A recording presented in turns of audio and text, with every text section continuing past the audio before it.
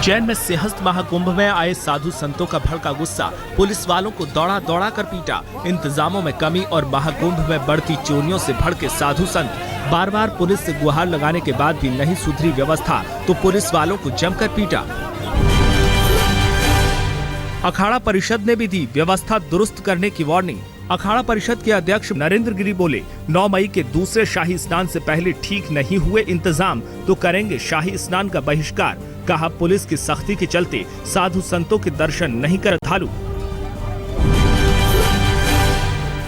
मध्य प्रदेश के Gwalior railway station पर बाल बाल बची एक महिला की जान। प्लेटफॉर्म नंबर 1 पर कविता यादव नाम की महिला का ट्रेन में चढ़ने के दौरान फिसला पैर। ट्रेन और प्लेटफॉर्म के बीच फंसी महिला, लेकिन गुड्डू नाम के वेंडर और एक स्थानीय निवासी अशोक मारवार ने मिलकर बचाई महिला की जान। ट्रेन के रुकने तक महिला को पकड़कर अपनी ओर खींचते रहे दोनों युवक। ट्रेन में सवार मुसाफिरों ने चेन खींचकर रुकवाई ट्रेन।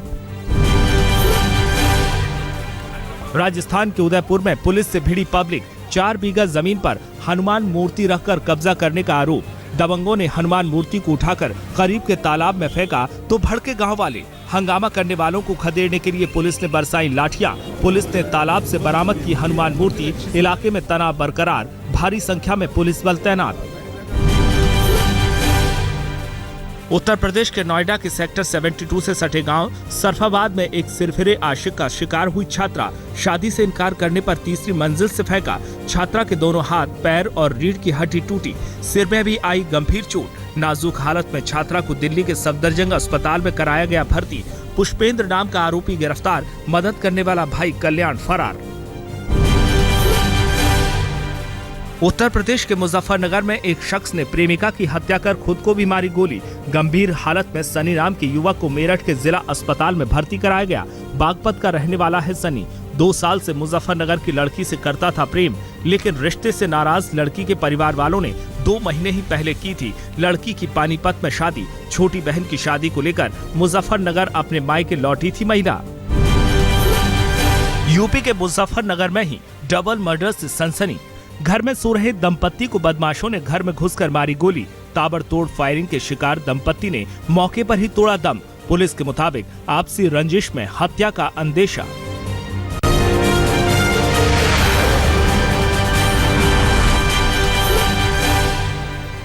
पश्चिम बंगाल में चौथे चरण की वोटिंग जारी। 24 परगना की 33 और हावड़ा की 16 सीटों समेत 2 जिलों की कुल 49 सीटों के लिए डाले जा रहे हैं वोट। पिछले दौर में हिंसा की घटनाओं को देखते हुए सुरक्षा के कड़े इंतजाम। बजट सत्र के दूसरे चरण का आगाज आज से। उत्तराखंड में राष्ट्रपति शासन, सूखा, जल संकट, किसानों की समस्या, महंगाई और गंगा की सफाई जैसे मुद्दों पर विपक्ष ने बनाई सरकार को घेरने की रणनीति। उत्तराखंड में राष्ट्रपति शासन को लेकर कांग्रेस ने कसी कमर। राज्यसभा में बहस का नोटिस। सभी सांसदों को पूरे हफ्ते संसद में रहने का व्हिप जारी। सत्र शुरू होने से पहले सांसदों संग रणनीति बनाएंगी सोनिया गांधी। पीएम नरेंद्र मोदी भी सुबह 10:30 बजे मंत्रियों के साथ मीटिंग कर तैयार करेंगे विपक्षी हमलों की काट। प्रधानमंत्री मोदी के सामने चीफ जस्टिस ठाकुर के भावुक होने को लेकर कांग्रेस ने मोदी सरकार पर साधा निशाना। कहा, घटना से जाहिर है सरकार के सारे कदम सिर्फ टीवी पर दिखाने के लिए हैं। असल में किसी को राहत देने वाला कोई काम अब तक नहीं हुआ। जेएनयू छात्र संघ अध्यक्ष कन्हैया कुमार के खुद पर हमले के आरोपों पर बोली मुंबई पुलिस। शुरुआती जांच में नहीं मिले हमले के सबूत। सीट पर बैठते वक्त संतुलन बिगड़ने से युवक ने थामा था कन्हैया का कंधा। हमले की नहीं थी मंशा। मामले में दोनों ओर से दर्ज हुई है शिकायत। कन्हैया ने कल लगाया था मुंबई पुणे फ्लाइट में खुद पर हमले का आरोप। मशहूर कारोबारी और भारतीय बैंकों के 9,000 करोड़ के कर्जदार विजय माल्या के ब्रिटिश नागरिक होने की खबर। द संडे टाइम्स की रिपोर्ट के मुताबिक माल्या का नाम और पता लंदन की मतदाता सूची में शामिल।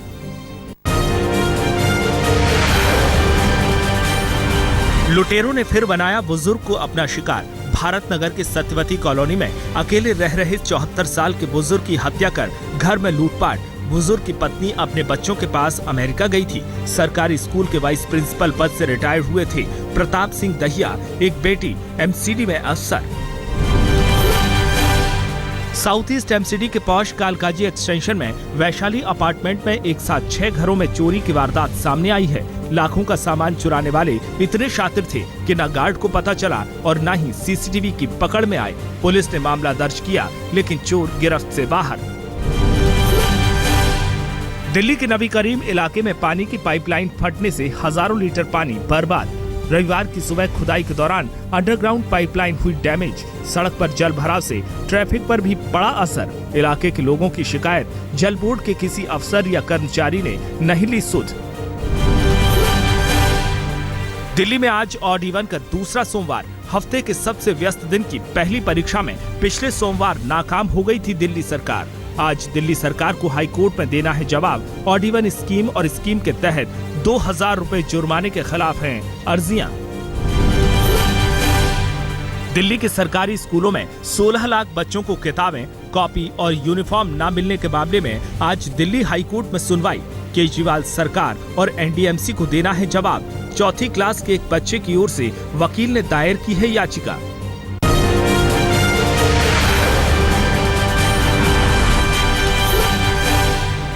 उत्तराखंड के बागी विधायकों की अर्जी पर नैनीताल हाईकोर्ट में आज फिर होगी सुनवाई। विधानसभा अध्यक्ष द्वारा अयोग्य ठहराए जाने के खिलाफ है अर्जी। उत्तराखंड के पूर्व सीएम हरीश रावत ने चमोली में निकाली लोकतंत्र बचाओ यात्रा। राज्य में राष्ट्रपति शासन लगने के बाद से रावत कर रहे हैं सूबे की पदयात्रा। सुप्रीम कोर्ट से अपने हक में फैसला आने की जताई उम्मीद।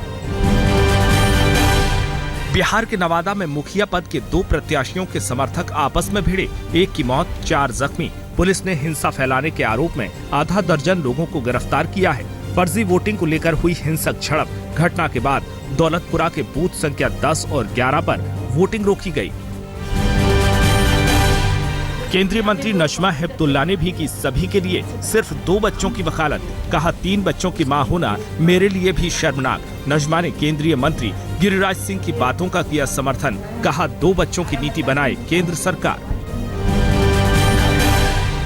यूपी के मंत्री विनोद कुमार सिंह उर्फ पंडित सिंह ने फिर दिया विवादित बयान। कहा 50 वोट खराब होने के डर से किया था प्रिंसिपल को फोन। नकल की पैरवी के लिए किया था प्रिंसिपल को फोन। गोंडा के कार्यक्रम में छात्रों को नसीहत, पढ़े नहीं तो लड़कियां आगे निकल जाएंगे, फिर करते रहोगे उनकी ड्राइवरी।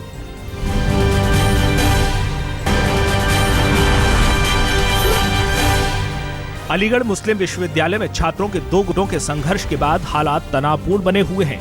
कल सेना ने फ्लैग मार्च किया। छात्रों में हिंसक झड़प शनिवार को हुई, जिसमें 2 पूर्व छात्रों की मौत हो गई। इस दौरान जमकर आगजनी और हिंसा हुई, जिसमें करीब 28,000 छात्रों के रिकॉर्ड भी खाक हो गए। पुलिस अब सीसीटीवी के जरिए उपद्रव मचाने वालों की तलाश कर रही है।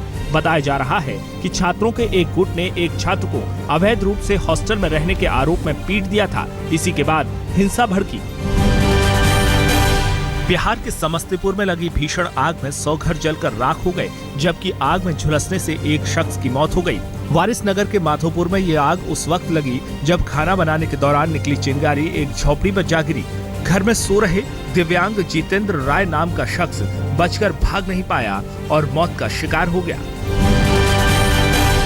बिहार के दरभंगा में पटोरी गांव में आग लगने से 3 लोगों की मौत हो गई, जबकि 1000 से ज्यादा घर राख हो गए। मरने वाले 2 लोगों की मौत हार्ट अटैक और एक की झुलसने से हुई। कई गाड़ियां और ट्रैक्टर ट्रॉली भी आग की चपेट में आकर जल गए।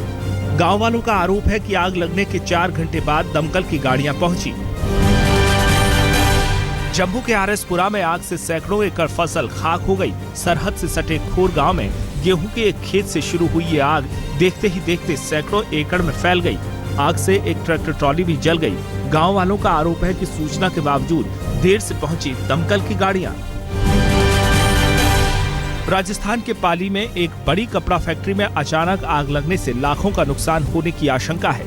चश्मदीदों के मुताबिक सूख रहे कपड़ों में अचानक आग लगी और देखते ही देखते उसने विकराल रूप धारण कर लिया। कई घंटों की मशक्कत के बाद आग पर काबू पाया जा सका।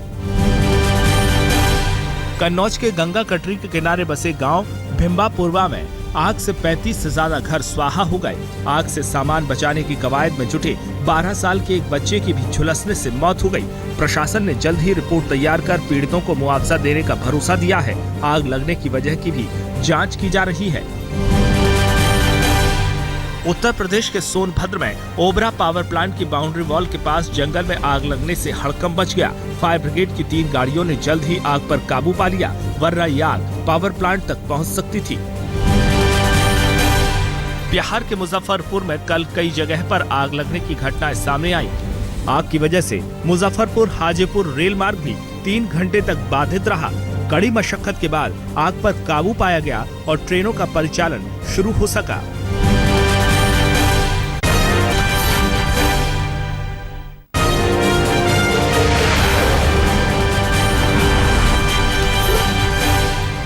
अमेरिका के कंसास के शहर टोपिका में एक मोटेल में घुसे बदमाश के साथ गोलीबारी में अमेरिकी पुलिस के 2 मार्शल और FBI के एक अफसर जख्मी हो गया।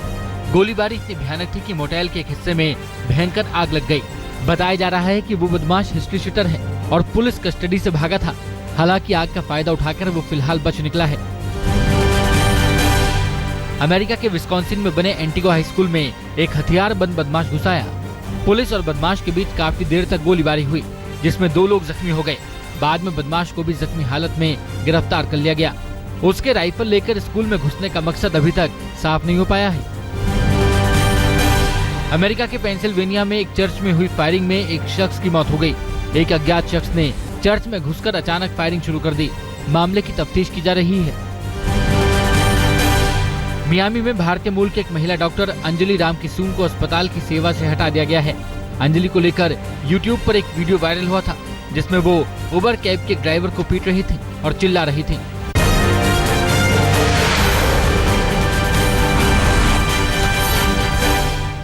दिल्ली के पीतमपुरा में एक बिजनेस पार्क में भीषण आग लगी है। ये खबर अभी आ रही है। Netaji Subhash place metro station के करीब एक इमारत की 10वीं मंजिल पर यह आग लगी है, जिस पर काबू पाने के लिए फायर ब्रिगेड की